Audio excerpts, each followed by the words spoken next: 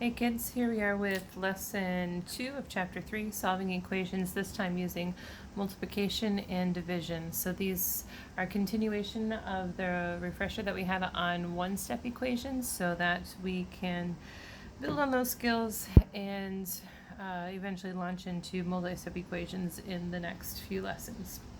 So let's just start with a bit of a recall.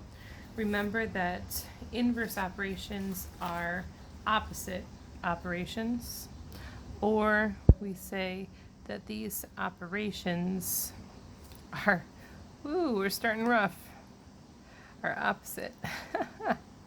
Pardon me. Are opposite operations, or they are operations that undo each other. They cancel out or zero out. We have been using the analogy of a teeter-totter or a seesaw in these lessons, just remembering that what we do on one side of an equation, we must do the same on the other side of the equation. So keep in mind that it's not what we do on one side of an equation we do in another place of the equation. It must be on the other side of the equal sign. That is our pivot point. Another little review on some vocabulary so that we all understand what we're saying is that isolating the variable means to find not the answer, not the value of well, it is the value of the variable, it is the solution. And we do this by getting the letter by itself. No, we get the variable by itself. And again, we do this using inverse operations. And so that's what we are going to do a refresher on today. Now, as I flip the page, I neglected to mention at the start, this lesson is just the highlights of our normal lesson. It's not the most full, complete, wonderful, perfect lesson in the world. It is just something for our kids who need a refresher and ones that perhaps were absent from school and just need a little support from home. All right, so here I have some number divided by 2 is 3. This fraction also represents division, and the inverse of division is multiplication. So I'm going to multiply by the denominator, which is like multiplying the reciprocal, because truly I have a singular x over 2. That's like having 1x over 2, or 1/2 x. And the reciprocal of that would be 2 over 1. And we don't write all that. I tend to just write 2 times because we don't need all the rest.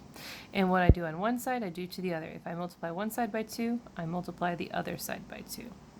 Now the reason why this works is if I have, remember when you multiply fractions, you just multiply across. 2 times 1 is 2. I'll write it out. You wouldn't do all this in your normal math, but I just want to make a point here. 1 times 2 is 2. X equals 6. Well, 2 over 2, that's 1. So 1x is 6. And when I write my solution, I don't need to write 1x. I just write x is 6. So that's the way just to kind of show you step by step what we mean by canceling out that denominator. Now, we need to check ourselves before we move on. Some number over 2 is 3. 6 over 2, yeah, that's 3. That checks out, so make sure that you're checking your work. We're going to solve here by multiplication. Okay. Here, again, we're going to multiply by the reciprocal. X is being multiplied by 2/3. Its inverse will be 3 over 2. What I do on one side, I do to the other, because these cancel out, right? Because that'd be 1 and that'd be 1. X equals. There's a few ways that you could do this part. You could either break out your calculator if you wanted to. 18 times 3 is 54, I think. Divided by 2 is 27. Or you could do 18. 18 is divisible by 2. 9 times. 9 times 3 is 27. And there we go. Again, you can use your calculator if you want, but we use our brain when we can. Okay. Here, x is being multiplied with 4. The reverse of multiplication is division. I want to eliminate my 4. Here I have that 4 over 4, which means 1. So I have a singular x as a value of 3. Just solved by division. Now be very careful. See, I want this x by itself. I'll divide. What often happens here is that students will write 6 because they take 42 and divide by 7. But that's not what we're doing. It's 7 over 42. So we reduce down to 1/6, not 6. Please, when you when you get an answer, please keep it as a fraction. And also, just building on this in the future, it will help you if you draw your fraction bar horizontally and not diagonally. So we just solved by division. Again, always write your solution as a fraction, not a decimal. There's a reason for that moving forward, but for the sake of brevity of this lesson, we're just gonna keep it at that. So after solving the equation, check your solution by substituting it back in for the variable. And then simplifying, and this is one of the best ways that you can make sure that you are being accurate, but also it's a good learning strategy because if you can check yourself, you can both justify your answers and you can know right after you have finished a problem if you're correct or not. So that gives you a little bit of confidence and some correction too if you made a little mistake. When you do that though, I recommend that you write the numbers that you're subbing in parentheses, and that shows that that number has been substituted from someplace else. Typically that would be your solution that you got from somewhere else. So let me show you what I mean by that. So here are the same equations that we solved up top, only this time we have the solutions in parentheses, and so we can justify that our answers are correct. 6 over 2, yeah, that's 3. Up above, in this question we said that x is 27. So therefore that means I should be able to put 27 in for x. Well, a third of 27 is 9. 2 of those is 18. Yeah, 18 is 18. Here we said x was 3. If I have 4 3s, yeah, that is 12. And here we said that x is 1/6. And so 42 1/6, or 42 over 6 is 7. And so that balances out as well. All right. And keep on going here.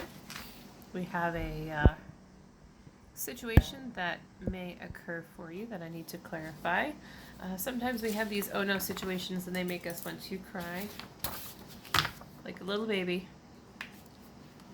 Trying to be funny here.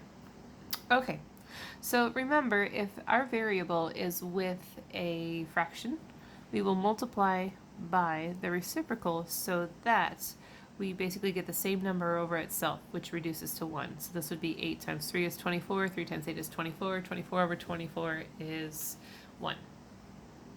But here I have a negative sign. Remember that a positive times a negative is a negative, and so if I just multiply here by a positive 8/3, my variable is going to be negative once I've done this multiplication. So I'm not trying to overthink this, but I'm trying to show to you why it's necessary that if you are trying to get rid of a negative coefficient, you must also multiply by a negative reciprocal so that these two negatives, this negative and negative, turn out to be a positive. These cancel out, and so now I'm left with a singular positive x. And what I do on one side, I do to the other. 3 goes into 6 twice, 2 times negative 8 is negative 16. And so that's our solution. So all that to say, if the coefficient for a variable is negative,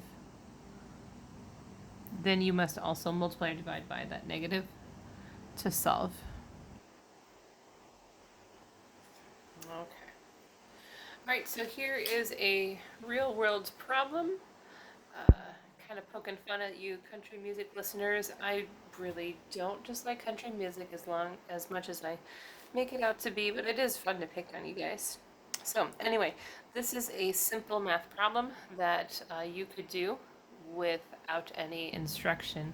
I use it just to refresh you on strategies that you can use to solve more difficult situations in the future. So same ones that we mentioned in section 3.1, read more than once, underline key phrases, take down notes, draw some little diagrams, and remember that when you're writing an equation, the unknown is the variable.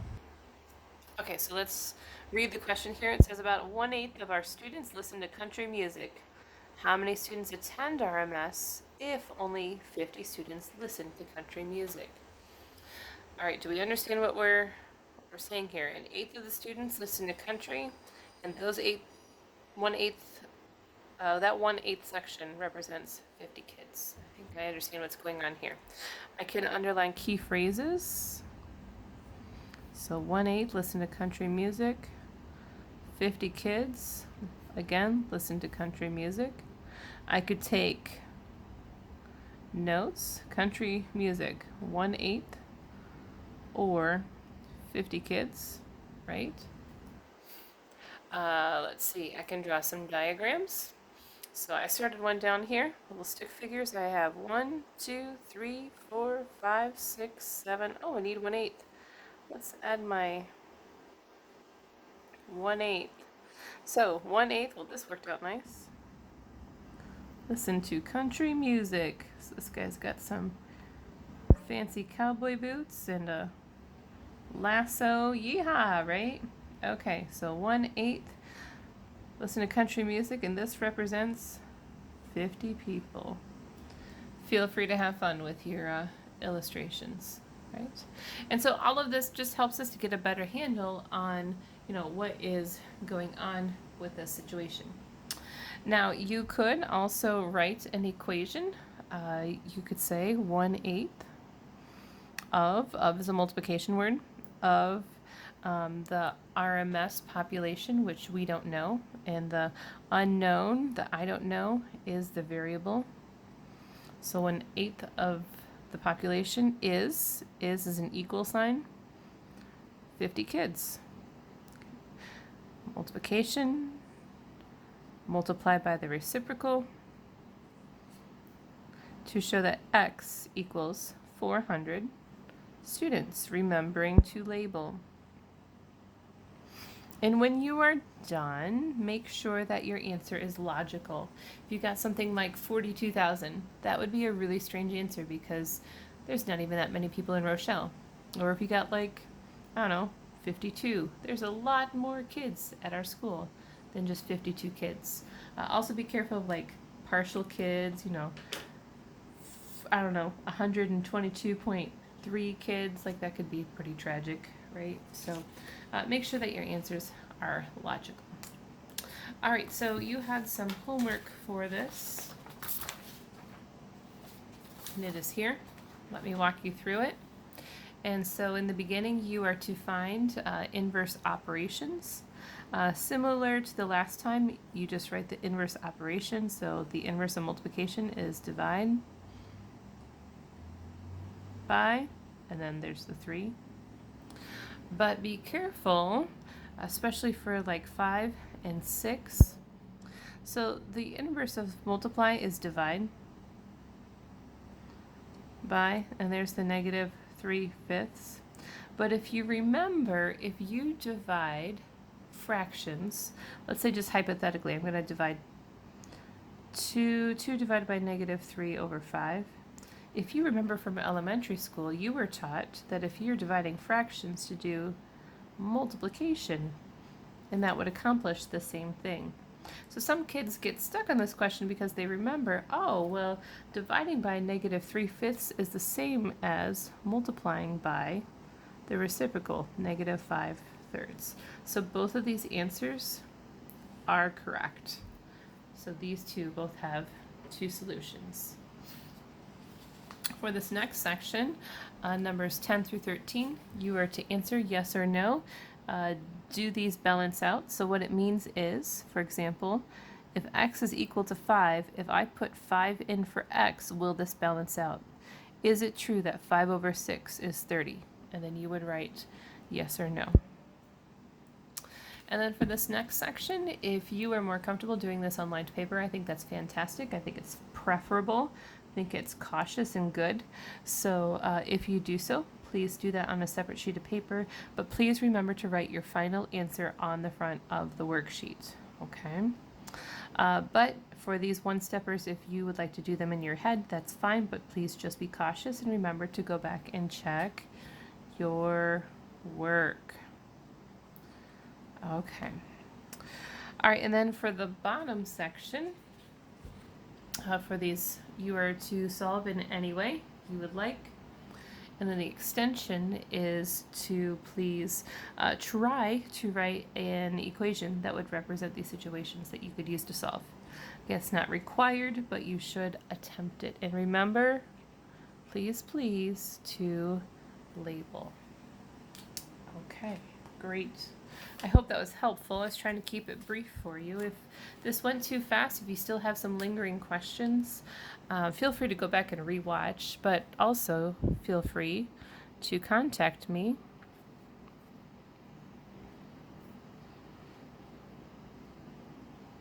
You are never a bother to me, and I'm always happy to help. So just reach out, and I'll try to get back to you as quick as I can. If not, I'll see you in class tomorrow.